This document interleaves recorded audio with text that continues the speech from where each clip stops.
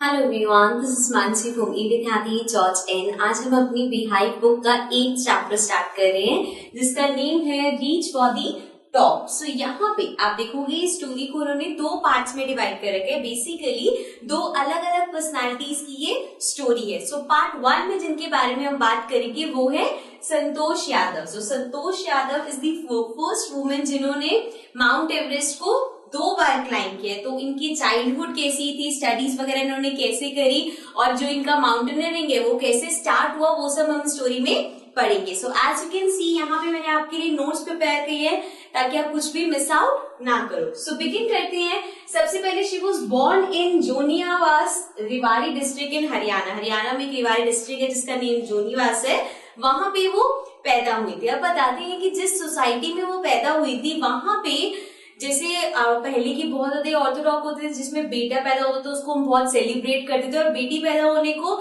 इतना अच्छे से सेलिब्रेट नहीं किया जाता। तो वो बताते कि जिस विलेज की वो थी या जिस सोसाइटी में वो थी वहां पे बेटियों को ऐसा तो नहीं माना जाता था कि श्राप है, बट इतना उसको ब्लेसिंग की तरह भी नहीं लिया जाता। तो एक स्टोरी उन्होंने बताई कि जब वो उनकी मदर जब उनको बॉर्न होने वाली थी वो, तो उनकी मदर किसी कहीं गई होंगी, वहां पे उनको एक प्रीस्ट मिला था जिन्होंने उनको ब्लेसिंग दी थी कि आपका बेटा हो।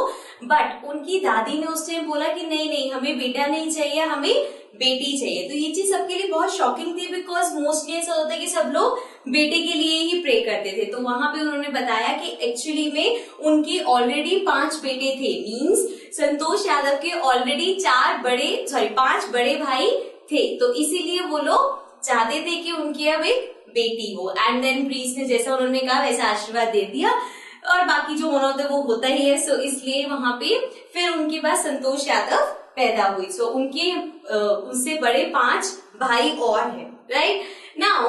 अब इनका नाम जब रखा गया तो इनका नेम रखा संतोष, विच मीन्स सेटिस्फेक्शन। जब हम कहते हैं ना कि किसी चीज का आपको सेटिस्फेक्शन हो जाना है कि आप जो मिल गया उसमें खुश हो जाना, सेटिस्फाइड रहना, तो ये उनके नेम का मीनिंग है सेटिस्फेक्शन। लेकिन वो अपने नेम से बिल्कुल ऑपोजिट थी। जो भी ट्रेडिशनल वेज थे वो सब उन्हें नहीं पसंद थे।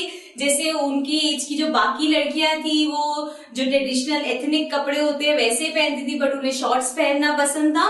और जो भी सोसाइटी की चीजें थी जो बहुत उन्हें ऑर्थोडॉक्स की लगती थी या पुराने ख्याल की लगती थी वो उन्हें पसंद नहीं थी। तो जब वो अब उनके जो पेरेंट्स है, फाइनेंशियल स्टेटस उनका काफी अच्छा था। वो इतना मतलब अर्न करते थे कि वो अपने बच्चों को आराम से बाहर इवन दिल्ली जैसी उसमें भेज सकते थे पढ़ने के लिए। लेकिन क्योंकि वहां पे जिस सोसाइटी में वो थे, जिस विलेज में वो थे, वहां के रूल्स थे, कुछ रेगुलेशंस थे कि जो लड़कियां हैं वो बाहर पढ़ने नहीं जाएंगी। तो इसीलिए संतोष को भी जो उनके विलेज का स्कूल था वहीं से ही पढ़ना पड़ा। लेकिन जब वो 16 इयर्स की हुई तब उन्होंने, क्योंकि उनकी एज की 16 इयर्स की जो बाकी गर्ल्स थी उनकी मैरिजेस हो रही थी और उनके पेरेंट्स भी अब उनकी शादी के लिए उनको प्रेशराइज कर रहे थे।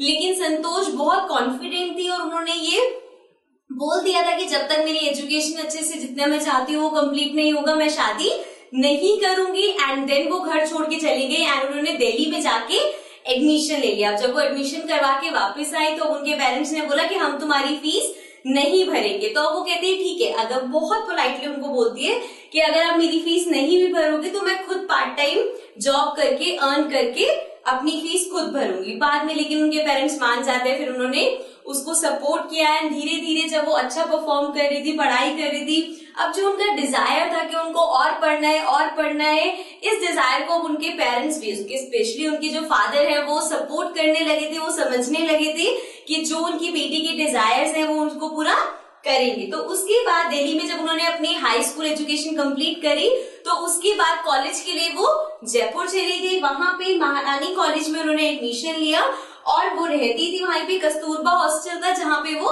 रहती थी। तो वो बताती हैं कि अपने हॉस्टल रूम से जब वो बाहर देखती थी तो वहां पे, क्योंकि उनकी हॉस्टल के बिल्कुल सामने ही अरावली हिल्स थी, तो वहां पे वो देखती थी कि विलेजर्स उस साइड जाते थे और फिर गायब हो जाते थे। तो उन्होंने सोचा कि वो खुद एक बार जाके देखेंगी कि एक्चुअल में वहां है क्या। तो वो जब वहां पे गई तो चलते चलते उन्होंने देखा कि वहां कोई भी नहीं था, सिर्फ एक ग्रुप था माउंटेनियर्स का जो माउंटेन को क्लाइंब कर रहे थे। तो उन्होंने बहुत पीसफुली उनसे पूछा कि क्या मैं आप लोगों को ज्वाइन कर सकती हूँ, और उन माउंटेनियर ने उनको सिर्फ ज्वाइन करना ही अलाउ नहीं किया, बल्कि बहुत ही पॉजिटिव तरह से रिप्लाई करके उनको मोटिवेट भी किया कि आप माउंटेन पे क्लाइंब करके देखो।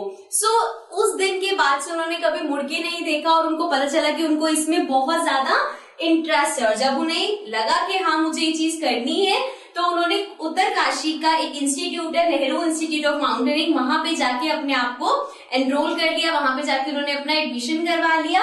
अब हुआ ये कि जो उनके कॉलेज के एग्जाम थे, जब वो सितंबर मतलब उनके अप्रैल एंड तक उनको लग रहा था फिनिश हो जाएंगे, लेकिन वो मई मिड तक चले। अब ये हो गया था कि जब उनका लास्ट एग्जाम था उसके एक दिन बाद ही उन्हें ट्रेनिंग के लिए जाना था, जिसमें उन्होंने एडमिशन लिया था। तो वो वहां से जयपुर से अपने घर नहीं गई, बल्कि डायरेक्ट उत्तरकाशी चली गई, ताकि वो जो ट्रेनिंग है उसको ज्वाइन कर सके। और वहां से उन्होंने फिर अपने फादर को भी एक लेटर लिखा था अपॉलॉजी का, बिकॉज उन्होंने उनको बताए बिना उत्तरकाशी का जो माउंटेनियरिंग इंस्टीट्यूट है वहां पे एडमिशन लिया था। तो उन्होंने उनको एक सॉरी का लेटर भी लिखा था। देन उसके बाद वो बताते हैं कि धीरे धीरे उन्हें क्लाइंबिंग में इतना इंटरेस्ट आने लग गया, वो इतना अच्छा परफॉर्म करने लग गई। अब हाइट से, कोल्ड से वो बहुत ज्यादा रेजिस्टेंस करने लगी थी, मतलब उनको हैबिट हो गई थी इतनी जल्दी, ना वो हाइट से डरती थी, ना ही बहुत ठंड में उनको दिक्कत होती थी। तो वो उन सब चीजों को अडेप्ट करने लगी थी। उनकी विल पावर बहुत स्ट्रांग थी, फिजिकली वो बहुत फिट थी। तो इस तरह से उन्होंने क्लाइंबिंग में खुद को आगे किया। एंड एनुअली जो एक्सपीडिशन होता था वहां पे वो क्लाइंब करते थे और वो काफी अच्छा परफॉर्म करते थे। देन जब वो 20 इयर्स की थी, फाइनली 1992 में उन्होंने क्लाइंब किया था mount Everest. And she is the youngest women जिन्होंने इतनी कम एज में माउंट एवरेस्ट क्लाइंब किया था। तो वो बताते हैं कि वहां पे उनको बहुत ज्यादा अप्रिशिएट किया था लोगों ने, और एक बहुत ज्यादा बड़ी बात थी जो उन्होंने किया था। और बताते हैं कि सिर्फ ऐसा नहीं कि वो अचीवमेंट्स के लिए थी, वो बताते हैं कि उनके जितने सीनियर्स थे, मतलब उस क्लाइंबिंग में जो उनके सीनियर्स वगैरह होंगे जिस इंस्टीट्यूट में थी, वो उनसे काफी इम्प्रेस थे। और उनके साथ के जो क्लाइंबर्स थे, जैसे जो उन्हीं की लेवल के थे, वो भी उसकी बहुत रिस्पेक्ट करते थे और मानते थे कि हाँ वो बहुत हार्ड वर्किंग है और उन्होंने बहुत जो अचीव किया है वो अपनी मेहनत से किया है। And she was very kind hearted. वो बताते हैं कि जब उनका एवरेस्ट का जो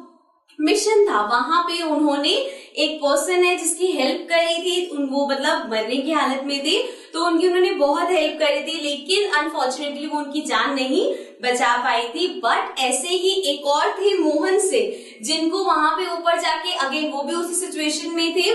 तो संतोष यादव ने अपना जो ऑक्सीजन है उनके साथ शेयर किया था। अगर वो ऐसा ना करती तो वो भी मर जाते। तो उन्होंने अपना ऑक्सीजन शेयर करके एक्चुअल में उनकी जान बची। तो she was very kind hearted also.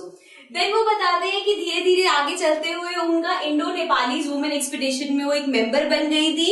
And then within 12 months means 1 साल के गैप में ही उन्होंने फिर से सेकेंड टाइम माउंट एवरेस्ट को क्लाइंब किया था। एंड देन उन्हें वो, क्योंकि बहुत बड़ी बात थी इंडिया के लिए, उन्होंने माउंटेनियरिंग में इंडिया के लिए एक जगह बना दी थी और इसीलिए उन्हें एक पद्मश्री अवार्ड भी मिला था। यू मस्ट नो कि पद्मश्री अवार्ड इंडिया का बहुत ही ज्यादा अच्छा और मतलब वर्ल्ड क्लास वो माना जाता है कि बहुत ही ऊंचे लेवल का एक जो अवार्ड होता है वो माना जाता है। तो उन्हें पद्मश्री अवार्ड मिला था।